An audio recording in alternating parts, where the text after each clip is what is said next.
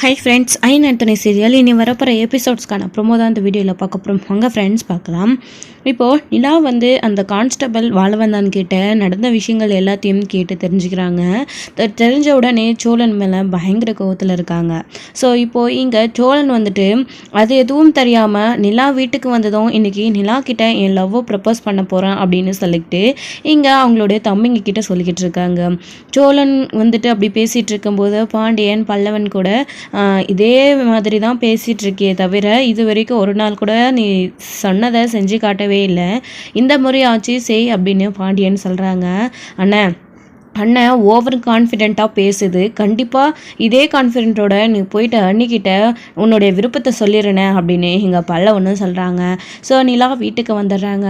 இங்கே பார்த்தா வீட்டில் பயங்கர டெக்கரேஷனாக இருக்குது. அதை பார்த்து நிலா பயங்கர சந்தோஷப்படுறாங்க. ஸோ இதெல்லாமே சோழனோட ஏற்பாடு அப்படின்னு உடனே நிலாவுக்கு உள்ளுக்குள்ளே பயங்கரக்கும் வருது.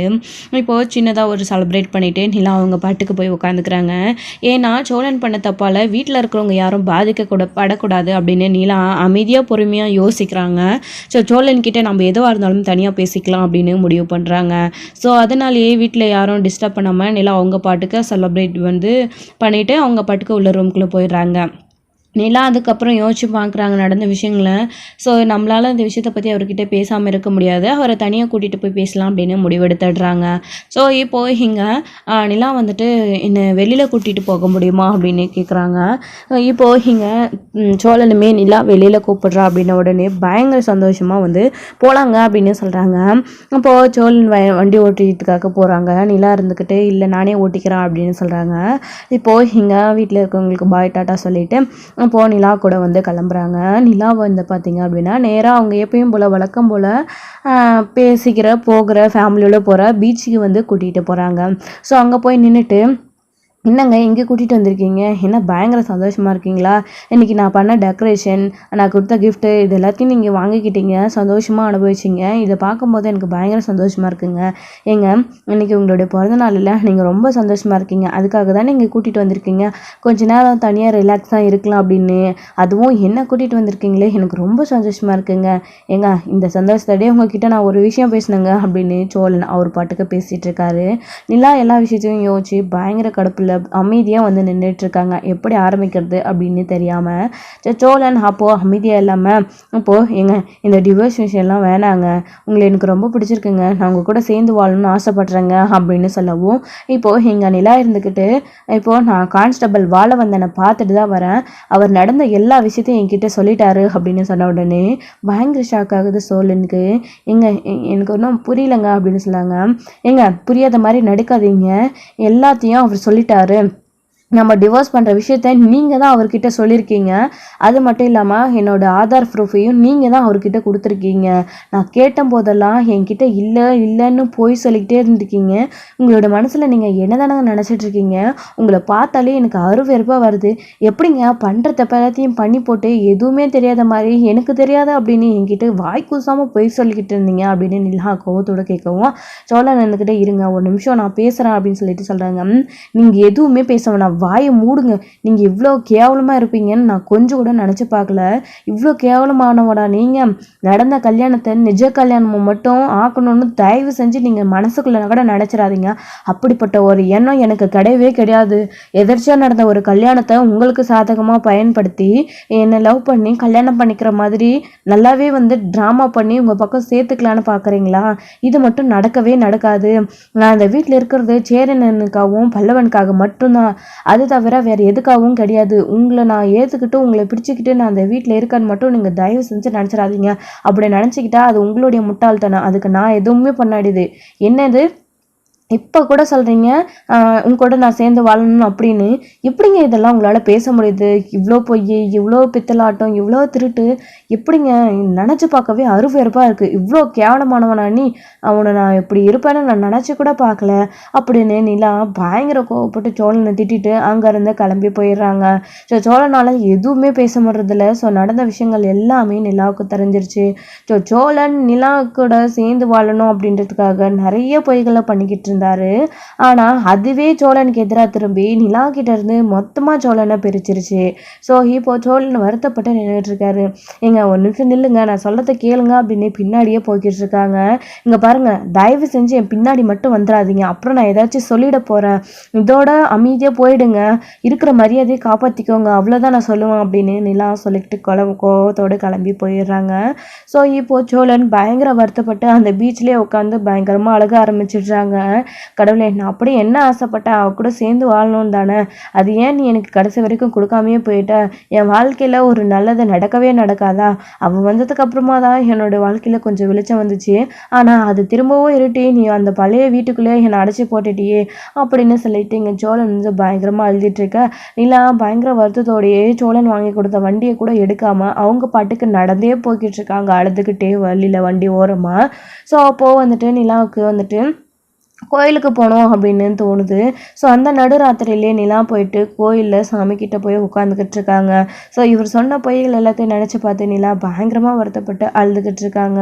ஸோ இன்னொரு பக்கம் இங்கே வீட்டில் இன்னும் ரொம்ப நேரம் ஆச்சு, அண்ணன் அண்ணியும் போயிட்டு இன்னும் வரவே இல்லையே அப்படின்னு பல்லவன் வந்து வெயிட் பண்ணிக்கிட்டு இருக்காங்க. ஸோ நிலாவும் சோழனும் வெளியே போயிருக்காங்கன்னா எங்கேயாச்சும் தனியாக போயிருப்பாங்க. அதான் சோழன் காதலை சொல்கிறதா வேற சொல்லிட்டு போயிருக்காங்கல்ல, ஒருவேளை அவங்க 2 பேரும் மனசு விட்டு பேசுவாங்க. அதனால கொஞ்சம் டைம் ஆகும், நாம் ஏன் வெயிட் பண்ணணும், நம்ம வேணா படுத்து தூங்கலாம், அவங்க பொறுமையாக எல்லாத்தையும் முடிச்சுட்டு வரட்டும் அப்படின்னு சொல்லிக்கிட்டு இருக்காங்க. ஸோ அப்படியே தூங்கி முடிச்சிடுறாங்க. ஸோ மறுநாள் காலையில் ஆகிறதை தவிர இன்னும் 2 பேருமே வீட்டுக்கு வரலாம். ஸோ எங்கள் எல்லாருக்கும் ரொம்ப பதற்றமாக ஆரம்பிக்குது. அப்போது இன்னமும் சோழன் வீட்டுக்கு வரலையே அப்படின்னு சொல்லிட்டு எங்கள் சேரன் இருந்துக்கிட்ட எல்லாரும் எழுப்புறாங்க. ஸோ அப்போ தான் வந்துட்டு சோழனுக்கு ஃபோன் பண்ணி பார்க்கலாம் அப்படின்னு ஃபோன் பண்ணுறாங்க. சோழனுடைய ஃபோன் அடிச்சுக்கிட்டே இருக்குது, சோழன் எடுக்கவே இல்லை. ஸோ அந்த பீச்லேயே உட்காந்து விடிய சோழனும் அழுதுகிட்டு இருக்காங்க. ஸோ இந்த பக்கம் நிலாவும் கோயிலில் உட்காந்து பயங்கரமாக அழுதுகிட்டு இருக்காங்க. ஸோ இப்போ நீங்கள் அதுக்கப்புறம் சோழனுக்கு ஃபோன் அடிக்கும்போது சோழன் ஒரு கட்டத்தையும் தாண்டி ஃபோன் எடுக்கிறாங்க. ஸோ அப்போ இருந்துக்கிட்டேன்னு, எங்கண்ணே இருக்கீங்க, அண்ணியும் நீயும் நைட்டு வெளியில் போனீங்க, இன்னும் வீட்டுக்கே வரல, எங்கண்ணே இருக்கீங்க அப்படின்னு கேட்குறாங்க.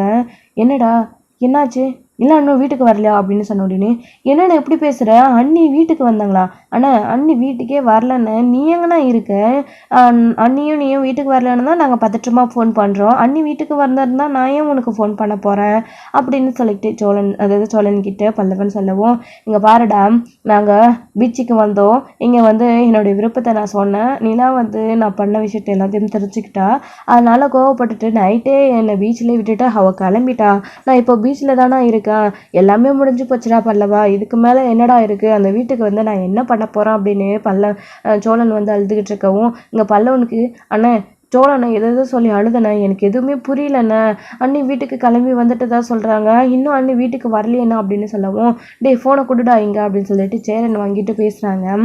சோழா எங்கடா இருக்க, நிலா இன்னும் வீட்டுக்கு வரலடா அப்படின்னு சொல்லிட்டு சொல்லவும், அண்ணே உன் தங்கச்சி உனக்கு வீட்டுக்கு வரலன்னு தான் பெரிய கஷ்டமாக இருக்குது, என்ன நான் வீட்டுக்கு வரலன்னு என்னை பற்றி கொஞ்சம் கூட உனக்கு அக்கறையே இல்லைண்ணே அப்படின்னு சொல்லிட்டு நம்ம சோழன் வந்து கேட்கவும், சேரன் வந்து அப்படியெல்லாம் இல்லைடா, நீங்கள் 2 பேருமே இன்னும் வீட்டுக்கு வரலேன்னு பயந்துட்டு தான்டா உனக்கு ஃபோன் பண்ணேன், நிலாவை அக்கறை இருந்தால் நான் நிலாவுக்கு தானே ஃபோன் பண்ணியிருப்பேன், என்னடா புரியாமல் பேசுகிற நீ, ஆமாம் நீ நிலா கிட்ட காதலை சொல்கிறேன்னு தானே போனேன், என்னடா நீ சொன்னதுக்கு நிலா கோவப்பட்டுட்டு நிலா அங்கேருந்து கிளம்பி போயிடுச்சா அப்படின்னு சொல்லிட்டு கேட்குறாங்க. ஆமாண்ணே அதானே நடந்துச்சு, நீ கரெக்டாக தானே சொல்கிற, எனக்கு ஒரு வாழ்க்கையில் ஒரு நல்லதுன்னு எனக்கு எப்பயுமே நடக்க போகிறதே இல்லைண்ணே, போச்சுண்ணே எல்லாமே முடிஞ்சு போச்சு, நிலாவுக்கு எல்லா விஷயமும் தெரிஞ்சிருச்சு, என்னை அவள் அடியோட வெறுத்துட்டு என்னை ஒரு கேவலமானவனும் பொய் சொல்கிறவனாவும் என்னை திட்டிட்டு அவள் நைட்டே கிளம்பி போயிட்டானே, இன்னொன்று நீ இன்னும் வீட்டுக்கு வரலன்னு சொல்கிற அப்படின்னு சொல்லிட்டு இங்கே சோழன் சொல்லிக்கிட்டு இருக்கவும், இப்போது நிலாவை காணும் அப்படின்னு பயங்கர பதற்றத்தோட எல்லாரும் நிலாவை தேட ஆரம்பிக்கிறாங்க. ஸோ இங்கே சோழனுமே இருந்துக்கிட்டு என்னதான் கவலைப்பட்டாலும் அப்போவும் திரும்பவும் நிலாவை தான் சோழன் வந்து தேடி போகிறாங்க. எங்கே போனாங்க, நைட்டே கிளம்பிட்டாங்க, இன்னும் வீட்டுக்கு போகலையே அப்படின்னு சொல்லிட்டு இங்கே சோழன் வந்து பயங்கர வருத்தப்பட்டுக்கிட்டு கிளம்பி நிலாவை தேடி போய்கிட்டு இருக்காங்க. ஸோ எல்லாருமே வந்துட்டு நிலாவை தேடிக்கிட்டு இருக்காங்க. பார்த்தா நிலா ஒரு கோயிலில் உட்காந்துக்கிட்டு இருக்காங்க. அதையும் நம்ம பல்லவன் தான் வந்து பார்க்குறாங்க. ஸோ இப்போ பல்லவன் வந்து ஃபோன் பண்ணி நிலா வந்து இந்த கோயில் இருக்கிற விஷயத்த எல்லாருக்கிட்டையும் சொல்கிறாங்க. ஸோ சொன்னதுக்கப்புறமா பல்லவன் போயிட்டு அவங்க அண்ணிக்கிட்ட பேசுகிறாங்க. ஸோ எல்லாரும் கிளம்பி கோயிலுக்கு வந்துக்கிட்டு இருக்காங்க. ஸோ இப்போது அண்ணி, என்னென்ன அண்ணி இங்கே வந்து உட்காந்துக்கிட்டு இருக்கீங்க, நீங்களும் சோழனும் வெளியில் போனோன்னு நைட்டு வந்தீங்க, இன்னமும் வீட்டுக்கு வராத இருக்கீங்க அப்படின்னு ஃபோன் பண்ணி கேட்டால், சோழனை நீங்கள் நைட்டே கிளம்பி வந்துட்டு தான் சொல்லிச்சு, ஆனால் சோழனும் இன்னும் வீட்டுக்கு வரல, நீங்கள் என்னென்னா இங்கே வந்து உட்காந்துக்கிட்டு இருக்கீங்க, என்னாச்சு அண்ணி, ஏன் அண்ணி அப்படின்னு சொல்லிட்டு கேட்கவும், ஒன்றும் இல்லைடா பல்லவா, மனசு கொஞ்சம் சரியில்லை, அதான் கோயிலுக்கு வந்தேன், அப்படியே இங்கேயே உட்காந்துட்டுண்டா பல்லவா அப்படின்னு. சரி அண்ணி, சரி வாங்க வீட்டுக்கு போகலாம் அப்படின்னு சொல்லிட்டு பல்லவன் கூப்பிடவும், எங்கடா அந்த வீட்டுக்கா, அந்த வீட்டுக்கு நான் வரலடா பல்லவா அப்படின்னு நிலா சொல்கிறாங்க. ஏன் இப்படி பேசுறீங்க, இங்கேயேவா இருக்க போகிறீங்க, வாங்க நீ நம்ம வீட்டுக்கு போகலாம், எதுவாக இருந்தாலும் பேசி தீர்த்துக்கலாம், வாங்க நீ, என்ன பிரச்சனை உங்களுக்கும் சோழ அண்ணன் கூட நீங்கள் சந்தோஷமாக தானே வெளியில் போனீங்க அப்படின்னு சொல்லிட்டு இங்கே வந்து பல்லவன் கேட்கவும், இல்லைடா பல்லவா, நான் உன் அண்ணன் கூட சந்தோஷமாக ஒன்றும் போகல, எனக்கு அண்ணங்கிட்ட பேச வேண்டிய விஷயம் நிறைய இருந்துச்சு, அதுக்காக தான் கூட்டிகிட்டு போனேன், என்னோட டவுட் எல்லாமே கிளியர் ஆயிடுச்சு, இதுக்கப்புறமா அவர்கிட்ட பேச என்ன இருக்குது, அந்த வீட்டுக்கு வர்றதுக்கு எனக்கு என்ன இருக்குடா, அந்த வீட்டுக்கும் எனக்கும் என்ன சம்மந்தம், உனக்காக மட்டும்தான் நான் அந்த வீட்டில் இருந்தேன்டா அப்படின்னு சொல்லிட்டு நிலா சொல்லவும், இப்போ அண்ணி என்னென்ன பேசுகிறீங்க அண்ணி, எனக்கு ஒன்றுமே புரியல, வாங்க அண்ணி நம்ம வீட்டுக்கு போகலாம், எதுவாக இருந்தாலும் வீட்டுக்கு போய் பேசலாம், அப்படி என்னென்ன பண்ணுச்சு சோழ அண்ணன் என்ன பண்ணுச்சு அண்ணி அப்படின்னலாம் வந்து இங்கே பல்லவன் வந்து கேட்டுக்கிட்டு இருக்காரு. ஸோ இப்போது இங்கே எல்லாருமே கிளம்பி வந்துடுறாங்க. எல்லாரையும் நிலா பார்க்குறாங்க. சோழனை பார்த்து பயங்கர கோவம் வருது நிலாவுக்கு.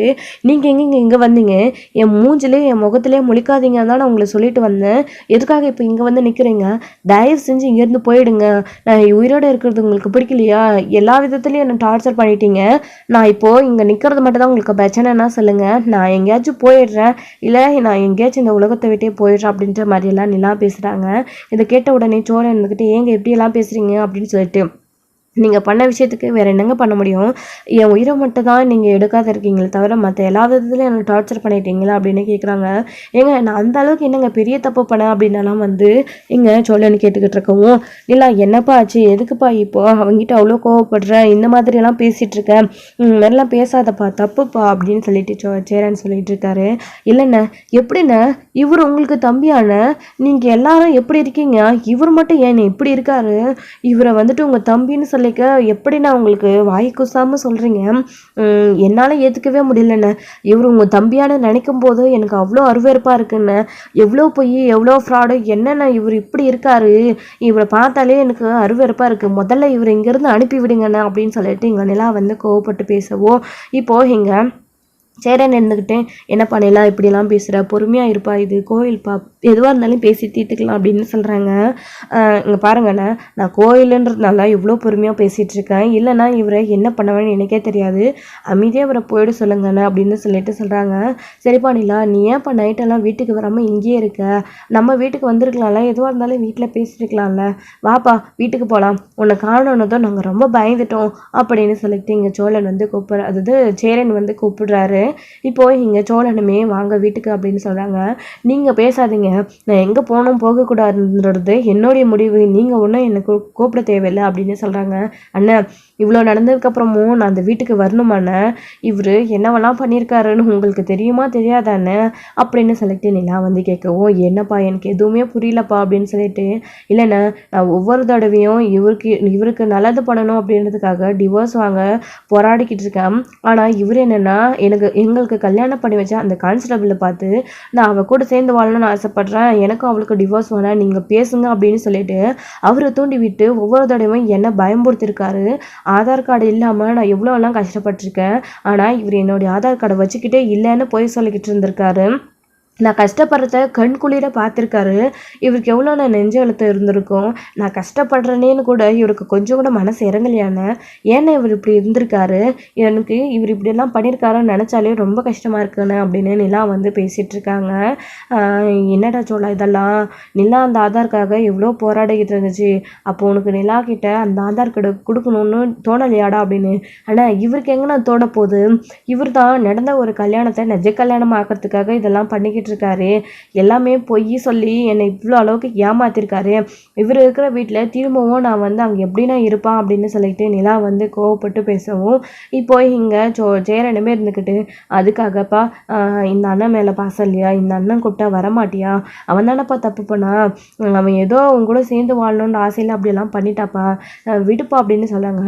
நான் எப்படி நான் விட்டுற முடியும், நீங்களும் இப்படி பேசுகிறீங்க, அவர் பண்ணதெல்லாம் நியாயமான அப்படின்னு சொல்கிறாங்க. அவன் பண்ணதெல்லாம் தப்பு தான்ப்பா, அது எல்லாமே உனக்காக தானப்பா அப்படின்னு.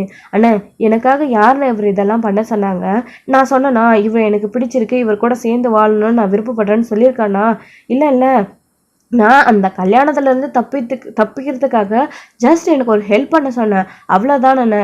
இவர் அதை பண்ணிட்டு போயிட்டே இருக்க வேண்டியது தானே. எல்லார் முன்னாடியும் அன்றைக்கி கல்யாணத்தில் நான் அவ்வளோ கஷ்டப்பட்டு நிற்கிறேன். வலுக்கட்டாயமாக என் கழுத்தில் தாலி கட்டி என்னை மாலை போட வச்சு என்னை சைன் பண்ண வச்சாரு. இதெல்லாம் நினைக்கும் போது எனக்கு ரொம்ப கஷ்டமாக இருக்குண்ணே. இவரை பற்றி நினச்சாலே எனக்கு என்ன பண்ணுறதுன்னே தெரியலண்ணே. தயவு செஞ்சு இவ்வளோ போக சொல்கிறீங்க. நானும் இந்த வீட்டுக்கு, அவர் இருக்கிற வீட்டுக்கு இனி வரமாட்டேனே அப்படின்னு நிலா வந்து சொல்லிடுறாங்க. என்னங்க இங்கே பாருங்கள் ப்ளீஸுங்க அப்படின்னு, தயவு செஞ்சு நீங்கள் பேசுகிறாதீங்க அப்படின்னு சொல்கிறாங்க. ஏங்க இந்த ஒரு நிமிஷம் நான் பேசுகிறத கேளுங்க. இங்கே பாருங்கள், நான் அந்த வீட்டில் இருக்கிறது தானே உங்களுக்கு பிரச்சனை. நான் பண்ணதெல்லாமே தப்பு தாங்க. எல்லாமே உங்கள் கூட சேர்ந்து வாழணுன்ற அந்த ஆசையில் தாங்க பண்ணிட்டேன். என் மேலே எப்போ உங்களுக்கு விருப்பம் இல்லைன்னு தெரிஞ்சிருச்சோ, இவ்வளோ நடந்துருச்சோ, இதுக்கப்புறமும் நான் உங்களை டிஸ்டர்ப் பண்ண விரும்பலைங்க. நான் அந்த வீட்டை விட்டு வெளியே போயிடுறேன். நீங்கள் அந்த வீட்டுக்குள்ளே வந்துடுங்க. நீங்கள் எங்கேயும் போக வேணாம். எல்லாத்தையும் விட்டுட்டு என்னை நம்பி வந்தீங்க. நான் உங்களை மோசம் பண்ணிட்டேன். அதனால நான் வந்துட்டு அமைதியாக ஒதுங்கிடுறேங்க. நீங்கள் அந்த வீட்டில் வந்து சந்தோஷமாக இருக்குங்க. நான் எங்கேயாச்சும் போய் ஏதாச்சும் பண்ணிப்பேன். ஆனால் நீங்கள் எப்படிங்க தனியாக போக முடியும்? நீங்கள் ஒரு லேடிஸு, நீங்கள் தனியாக இருக்க முடியாது. நீங்கள் அந்த வீட்டுக்கு போங்க அப்படின்னு பழனிச்சோழன் சொல்கிறாரு. ஏங்க அதை பற்றி நீங்கள் சொல்கிறீங்களா? ஏங்க வேறு இடத்துக்கு எங்கே போனாலும் எனக்கு நிம்மதி கிடைக்கும், சந்தோஷம் கிடைக்கும், நான் பத்திரமா இருப்பேன். ஆனால் நீங்கள் இருக்கிற அந்த வீட்டுக்கு வரணும்னு நினச்சாதாங்க எனக்கு அவ்வளோ பயமாக இருக்குது. அங்கே ஒரு பாதுகாப்பே இல்லை அப்படின்னு சொல்கிறாங்க. இப்போது இங்கே எல்லாருமே பார்க்குறாங்க, பல்லவன், சேரன், இவங்க எல்லாருமே. ஆனால் நான் வந்துட்டு உங்களை எல்லாரையும் சொல்லலைண்ணே. நான் யாரை சொல்கிறேன்னு உங்களுக்கு நல்லாவே புரியும். அந்த வீட்டை பற்றி எப்படி சொல்கிறேன்னு நீங்கள் வருத்தப்படாதீங்கண்ணே. ஏன்னா இவர் பண்ணியிருக்கிற விஷயம் அந்த மாதிரி. நீங்கள் யாரும் எந்த தப்பும் பண்ணலைண்ணே. நீங்கள் எல்லோரும் என்ன நல்லா தான் பார்த்துக்கிட்டீங்க. ஆனால் இவர் தான் தப்பான எண்ணத்தில் இந்த மாதிரி பண்ணியிருக்காரு. அப்போது அவர் அன்னைக்கு குடிச்சிட்டு வந்து கூட நல்லா தெளிவாக தான் இருந்திருக்காரு. எல்லாத்தையும் யோசிச்சு தெளிவாக தான் பிளான் பண்ணி என்கிட்ட அப்படி பேசி தப்பாக நடந்துக்க முயற்சி பண்ணியிருக்காரு. இவர் ஒன்றும் பொய்யா அப்போ நடந்துக்கல. இவரோட மனசில் அந்த மாதிரி எண்ணம் இருக்கிற வரைக்கும் தானே அவர் அந்த மாதிரி எண்ணத்தோட என்கிட்ட வந்தார்.